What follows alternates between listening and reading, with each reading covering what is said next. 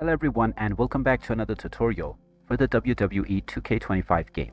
In this video, I'm going to show you how to pick up a grounded opponent within this game. So let's get started right away. First of all, open up the game and start any preferred match. And once you are within your match, you can simply start beating your opponent until they are grounded.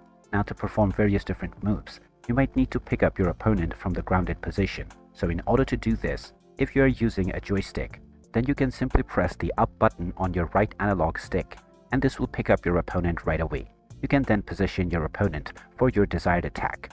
If you are playing with your keyboard, then you can perform the same action by pressing Ctrl and the I button, which is the default control for picking up your grounded opponent. If you have made any changes to your control layout, then you can just pause the game and press any button on your keyboard, which will now show your controls on your keyboard style. Now, within Reposition Opponent, the middle option is the button that will allow you to pick up a grounded opponent.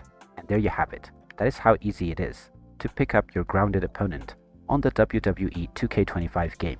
If you find this video helpful, don't forget to hit that like button and subscribe to our channel for more useful tips and tutorials. Thanks for watching, and I'll see you again in the next one.